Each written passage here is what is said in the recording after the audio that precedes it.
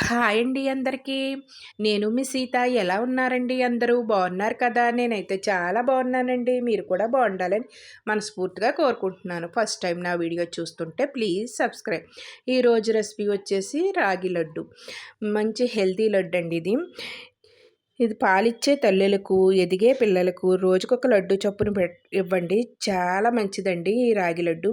ఇందులో calcium, iron ఎక్కువ శాతంగా ఉంటాయండి రాగుల్లో అయితేని, రాగి పిండిలో అయితేని. దీన్నైతే ఇలా లడ్డూల కింద చేసి రోజుకొక లడ్డు చొప్పున పిల్లలు, పెద్దలు కూడా తీసుకుంటే చాలా మంచిదండి. ఈ రాగి లడ్డు చాలా టేస్టీగా, సింపుల్‌గా చేసుకోవచ్చండి. ఈ రాగి లడ్డూనైతేని. చూసారు కదా! ఈ విధంగా చేసుకుని పిల్లలకి రోజుకొక లడ్డూ చొప్పున పెట్టండి. ఎంతో ఇష్టంగా తింటారు. మనం అప్పటికప్పుడు చేసుకోవచ్చండి ఈ లడ్డూనైతేని. చాలా సింపుల్‌గా చేసుకోవచ్చు. పిల్లలు స్నాక్స్‌ని అడిగినప్పుడు ఇలా హెల్తీ లడ్డూనైతే చేసి పెట్టండి. చాలా ఇష్టంగా తింటారు. చాలా ఇష్టంగా తింటారండి ఈ లడ్డూ అయితేని. ఈ లడ్డూ రాగి పిండితో అయితే చేసుకుంటామండి. ఈ రాగి పిండి చాలా ఆరోగ్యకరమండి.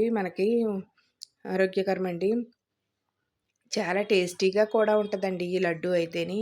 దీన్ని ఏ విధంగా తయారు చేసుకుందామో మీకైతే చెప్తానండి. చాలా సింపుల్‌గా చెప్తాను. అలాగే ఫస్ట్ టైం నా వీడియో చూస్తుంటే ప్లీజ్ సబ్స్క్రైబ్ చేసుకోండి. అలాగే వీడియో చూసిన తర్వాత లైక్ చేయండి. ఈ రెసిపీని ట్రై చేసి నాకైతే కామెంట్లో కూడా చెప్పండి ఏ విధంగా ఉందో. వీడియో చూస్తున్నారు కానీ లైక్ మట్టుకు చేయట్లేదండి. ఒకసారి వీడియో చూసిన తర్వాత లైక్ చేయండి. ఇప్పుడైతే దీన్ని ఏ విధంగా తయారు చేసుకుందామో చూసేద్దామండి. ముందుగా స్టవ్ వెలిగించుకొని ఒక కడాయిని పెట్టుకుందామండి.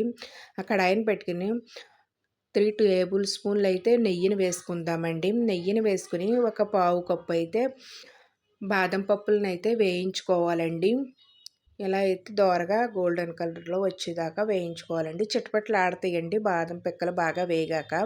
ఆ చిటపటలాడే దాకా వేయించుకోవాలండి. ఒక పావు కప్పు వేయించుకోవాలి. అలాగే ఇంకొక పావు కప్పు అయితే జీడిపప్పుని కూడా వేయించుకుందామండి. జీడిపప్పు, బాదం పప్పు బాగా గోల్డెన్ కలర్ వచ్చేదాకా సిమ్‌లో పెట్టుకుని వేయించుకోవాలండి. పెద్ద మంట అయితే పెట్టకూడదు. ఇలా దోరగా వేయించుకున్న తర్వాత ఒక ప్లేట్‌లోకి అయితే తీసుకోవాలండి. ఒక ప్లేట్‌లోకి తీసుకుని ప్లేట్‌ని పక్కన పెట్టేసుకుందాం. ఇప్పుడు అదే నెయ్యి ఉంది కదా! ఆ నెయ్యిలోనే మనం ఒక కప్పు అయితే రాగి పిండిని అయితే వేసేసుకుందామండి.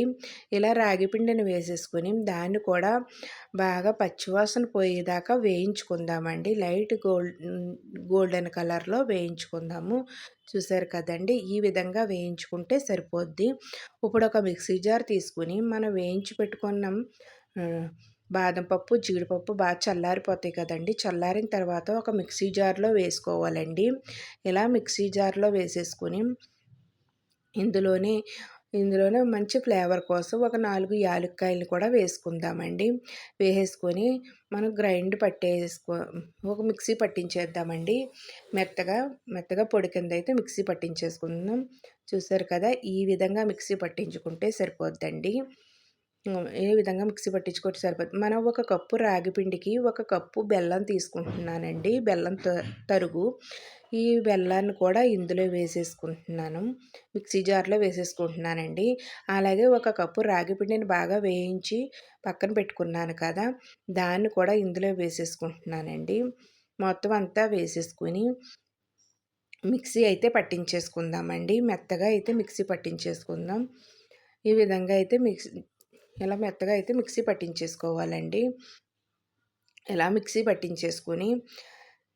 మిక్సీ అయితే పట్టించేసుకోవాలండి.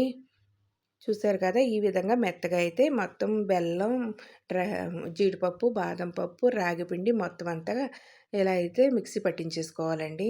ఇలా పట్టించుకున్న ఈ పిండిని అయితే మనం ఒక ప్లేట్ తీసుకుని ఆ ప్లేట్లోకి అయితే వేసేసుకుందామండి.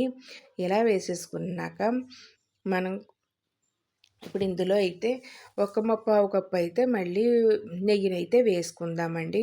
ఇలా నెయ్యి వేసుకుంటూ మనం ఉండలైతే చుట్టుకోవాలండి. ఇలా అయితే మొత్తం అయితే వేసుకోవాలండి. నాకు మొత్తం నెయ్యి అయితే 200 ml అయితే నెయ్యి అయితే పట్టిందండి. ఇలా నెయ్యిని పోసుకుంటూ ఇలా ఉండల కింద అయితే మనమైతే చుట్టేసుకోవాలండి. చూసారు కదా! కొద్దిగా నెయ్యిని పోసుకుంటూ చుట్టేసుకోవాలండి. నాకైతే ఒక 200 ml నెయ్యి అయితే పడిందండి.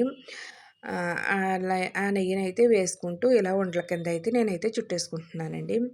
మనకి ఒక చిన్న సైజు కావాలనుకుంటే చిన్న సైజు చుట్టుకోవచ్చండి. కొంచెం పెద్ద సైజు కావాలనుకుంటే ఉండలు కొంచెం పెద్ద సైజు అయితే చేసుకోవచ్చు. నేనైతే ఒక మీడియం సైజ్ అయితే చేశానండి ఉండలనైతేని.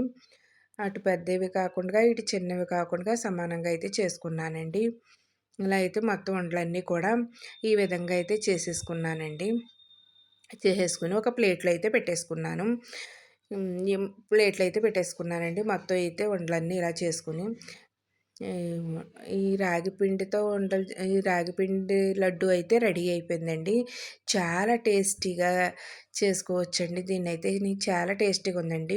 మీ పిల్లలకి ఈవినింగ్ టైమ్ స్నాక్స్ కింద చాలా బావుంటదండి. రాగి లడ్డు చాలా బలం కూడా పిల్లలకి కూడానండి. ఈ ఎంతో హెల్తీ అయిన ఈ రాగి లడ్డు అయితే రెడీ అయిపోయిందండి. నా వీడియో నచ్చితే మీ ఫ్రెండ్స్‌కి, రిలేటివ్స్‌కి షేర్ చేయండి. వీడియో చూసి లైక్ చేయండి. ఈ రెసిపీని ట్రై చేసి నాకైతే కామెంట్‌లో చెప్పండి. మీకైతే ఏ విధంగా వచ్చిందో. వీడియో చూసిన తర్వాత లైక్ చేయడం మాత్రం మర్చిపోవద్దండి. ఇంకా మన ఛానల్‌ని ఎవరైనా సబ్స్క్రైబ్ చేసుకోకపోతే ప్లీజ్ సబ్స్క్రైబ్ చేసుకోండి. ఇలాంటి మరెన్నో వీడియోలు ఇంకా వస్తాయండి. బాయ్ అండి. నెక్స్ట్ వీడియోలో కలుసుకుందాం.